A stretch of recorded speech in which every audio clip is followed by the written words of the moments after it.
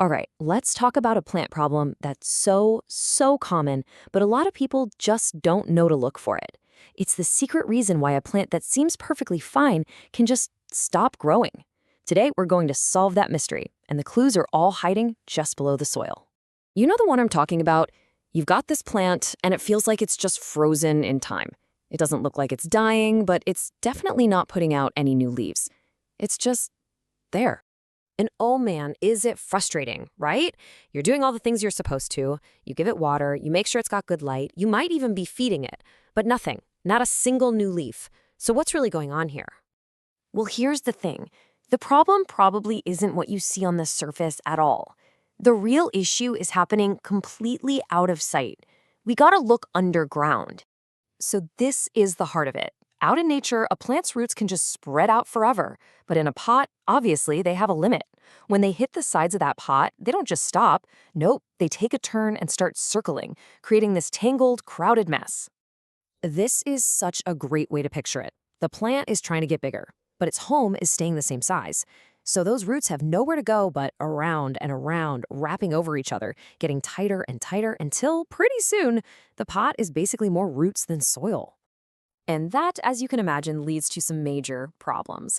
With almost no soil left to hold on to moisture, water just pours straight through the pot. That dense ball of roots also has a really hard time soaking up any nutrients, so what happens?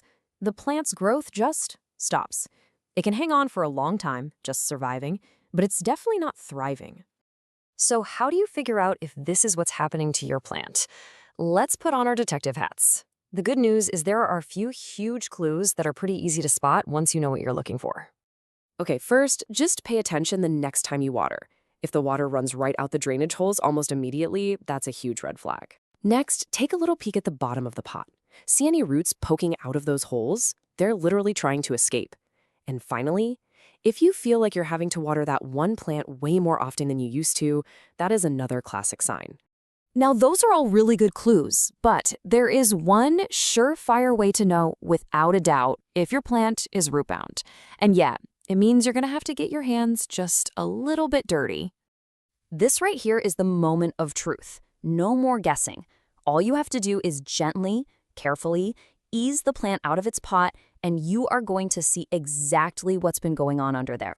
And oh, the difference is going to be obvious. A healthy plant will have roots mixed in with plenty of soil.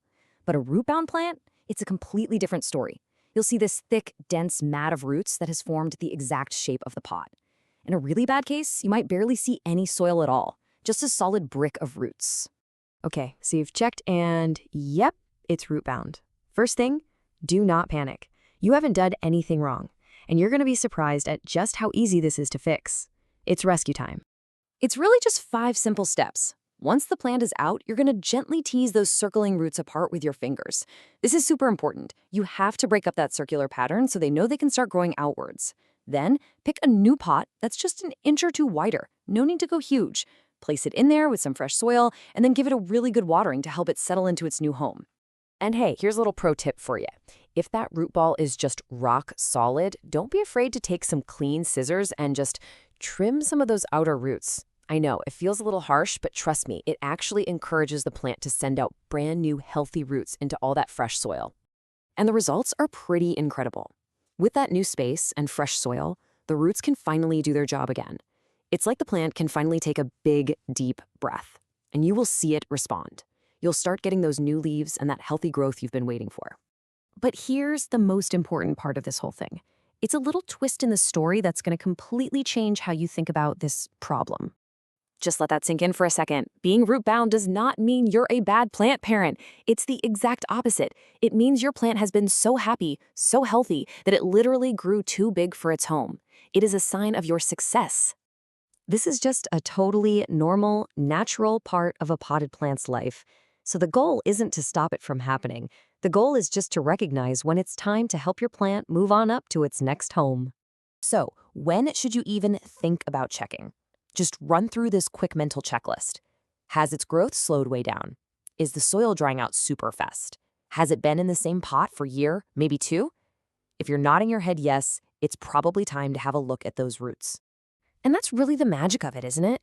A simple upgrade to a slightly bigger pot, a little fresh soil, these tiny changes that happen out of sight can lead to a huge, beautiful transformation that you get to see and enjoy every day. So now you know the secret. The next time you see a plant that just seems stuck, you won't be confused. You'll know that the first place to investigate isn't the leaves or the stems, it's what's happening below the surface. You'll know exactly where to look.